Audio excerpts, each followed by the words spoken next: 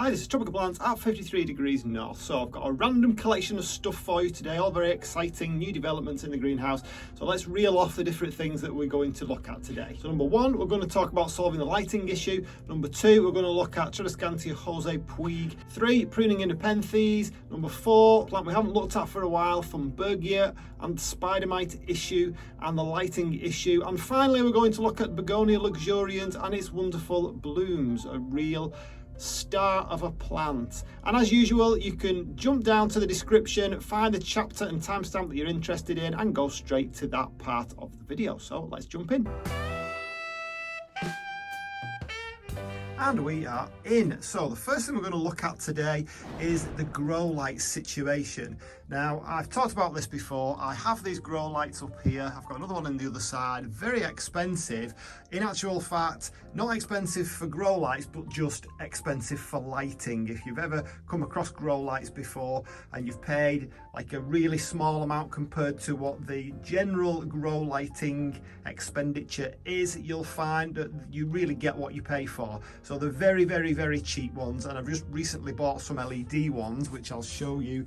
Here they are over here, and as you can see, they're not being used because frankly I might as well shine my iPhone torch on a plant. They were that pathetic.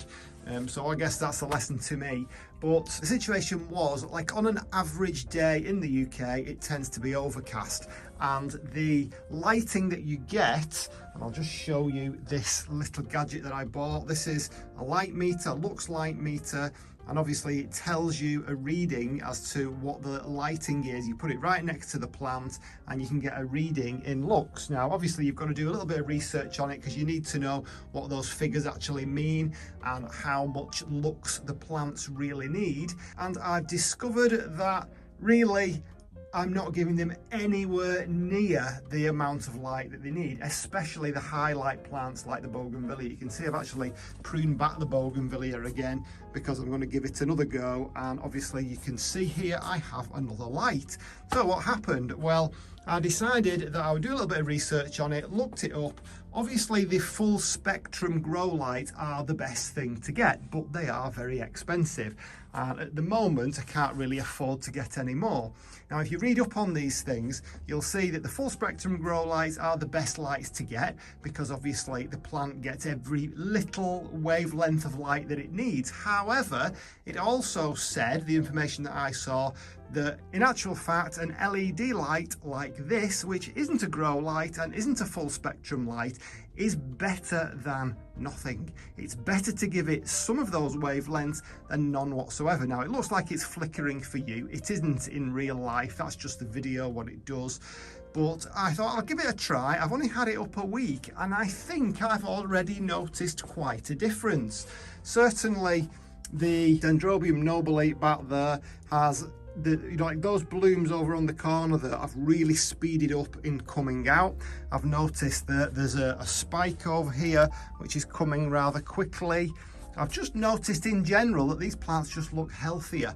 Now, as I say, it's only been a week, so you know there's plenty more to come from that. We'll see how it works. If it works for me and I find that it's really made a difference, it's been a bit of a game changer, then I'll get another one and I'll put it over on this side as well because it's shaded by the garage on that side, and I'll just get lights, random lights, and put them in different places and see what happens. Yes, I would prefer to buy grow lights, but at the moment I can't afford that. I'm going to try just regular bright LED lights, and these are pretty bright, these LED lights. That one I think was about £30–40. It's not cheap, it's still not a cheap option, but it's nowhere near as much as the grow lights that I have over the top. These were like £150–200, something along those lines. Yes, I would prefer something like that. And before anybody asks, yes, as a YouTuber, when you get a certain number of subscribers, you do get people offering free lights, but it's just, I'm not saying there's anything wrong with it, people doing that. It's not something I want to do. I don't want to offer reviews in exchange for a light. For me anyway, it's not my thing. I have my own reasons for that. I'm not saying anybody else shouldn't do it, but you know, if you are one of these manufacturers offering free grow lights, not interested, sorry. So that's the lighting situation. We're going to try and improve the lighting. Let's move on to the next greenhouse development. Okay, so the second thing on my list, I thought we'd have a look at these Tradescantia, in particular the Jose, or the Gibasis Jose Puig. Now, it isn't actually a Tradescantia, it's common and lacy, but you can see it has all the characteristics of a Tradescantia, but this one is particularly nice because of the dark leaves, and it has these gorgeous little white flowers on, which is flickering around in my shaking hand here. But it's not necessarily, you know, wow, what a fantastic bloom. It just kind of, to my mind anyway, it goes really well with the kind of burgundy leaves. Beautiful little thing. I'm really pleased with that. I thought you might want to see that. Might be better just putting it down, to be honest. Yeah, I thought that was really quite sweet. So we've got a whole bunch of Tradescantia going on here, looking really nice at the moment, and I keep taking a little cutting of them and popping them back in the pot to keep them going. I'm not going to spend too long on this. That's not looking too happy there.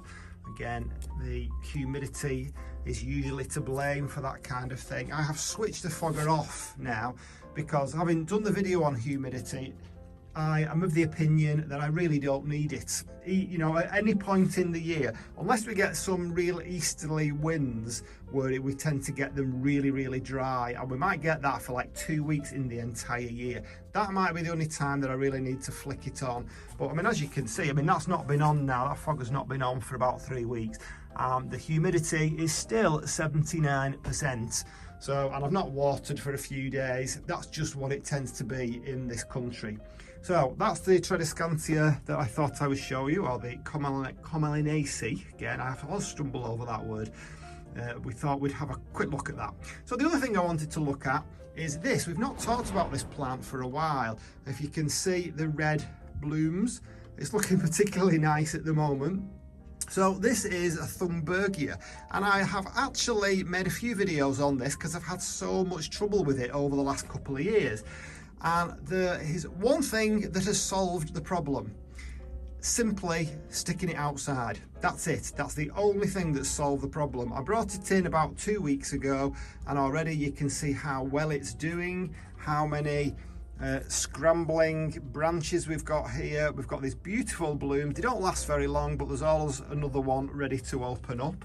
I mean, look, it's all the way up here. I think it's had a slug on it very recently. I better come in tonight and check that out. You can just see a little trail on there. That's the only problem with leaving them outside. So what's the difference? Well, two things as far as I'm concerned. Certainly not the heat. The main thing is the spider mite. This just loves, spider mite just love this plant, especially under glass. Now, what happens outside when those spider mite get exposed to the elements, I don't know, but they disappear. They just miraculously disappear when you get this plant outside. Same with the Brugmansia. Doesn't like it under glass because of the spider mite. As soon as you get it outside, those spider mite just vanish. The other thing about this Thunbergia is that it doesn't really like to be sprayed either. If you do spray it with a systemic, yes, it will rid you of your spider mite for a while. The spider mite generally comes back and the plant gets knocked back to the point that it takes ages and ages to recover. So probably the lighting as well is an issue. It's probably a high light plant. I know it does like to be in the sun. So again, I've got that issue.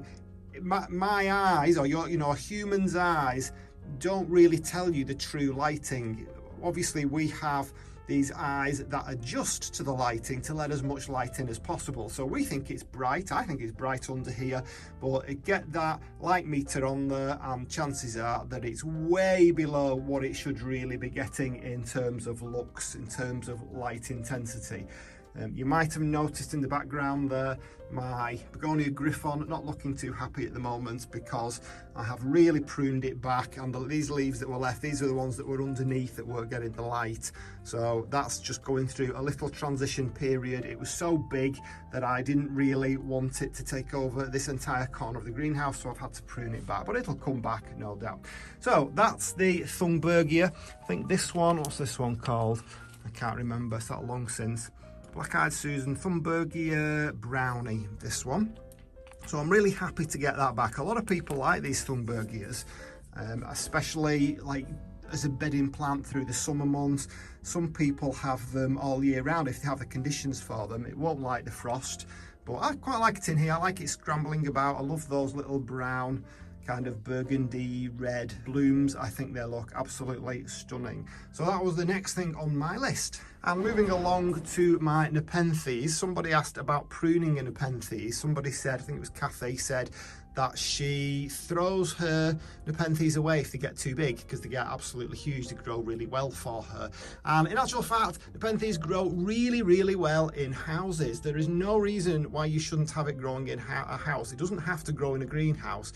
And I would really recommend that you watch either of those two videos that I've recently done on Nepenthes, because I trawl the web for all the questions that people ask. I also trawl my comment section. You can actually filter them out. And I found all those questions and I tried to answer them as best I could in those two videos. So if you still think you can't possibly grow these plants, please have a look at that video, have a look at both those videos, use the chapters, use the timestamps in the description to find the section you're interested in and have a look at it. So there's not a great deal to this. If you've got a vine like this, I'm going to leave this one to vine because I want to see if I can get some uppers. It's just simply a case of snipping it off. Wherever there's a leaf that you want to go up to, snip it off just above that leaf node. You can see I've done it once in the past there. So we've got like the end of a stem there. I've cut that off and it just simply grows another one. That's all there is to it. There's nothing miraculous about it.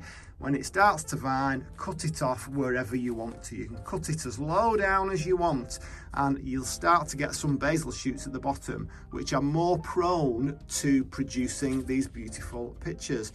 So it's definitely something that's worth doing if you want more of these pictures. The newer basil shoots are really, really handy at producing new pictures. So that's something to do. So not a great deal to it. Just find where you want to cut it off and cut it off, and then you can have your plant for many, many years. It's really easy to prune down. It's not something that you need to worry about too much. So let's move on to our last thing that we were going to talk about today.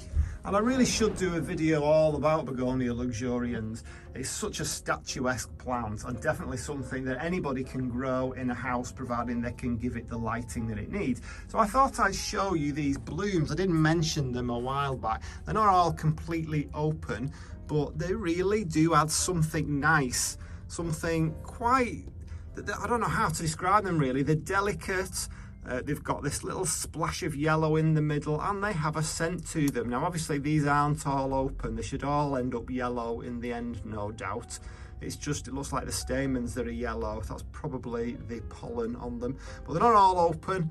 I've got a couple of bloom heads there, but there is definite scent to them. I'm expecting to get more of a scent as time goes on. So I just thought you'd like to see that. That's the first blooms I've had on my Begonia luxurians. I do keep pruning it back because it's getting so tall. It's nearly touching the roof now and it's getting all mixed up with the Mandevilla Sanderi up there. But I just thought you would like to see that. Lovely plant, very, very definitely worth growing in a house or a greenhouse if you've got the temperatures, because don't forget it doesn't really like to go much below 12, and even if you do get it to 12, I wouldn't leave it there for too long. It'll survive a few nights at that. It'll even survive a few nights lower than that, but give it low temperatures for weeks on end, eventually it starts to yellow the leaves and lose them. I know that because that's what happened to me. I had it over in the cool side at 12 degrees. Now I have it in the warm side, but the warm side now is only going to be 15 degrees. So let's see how it manages with that through the winter months. So that's it for today. I hope you enjoyed that quick whiz round at some of the things that's going on in the greenhouse in October. If you have any questions, put them in the comments down below. And I think if you are into Nepenthes, you should go and have a look at the video that I'm going to put up there right now. And for now, I'll see you on the next one. Bye.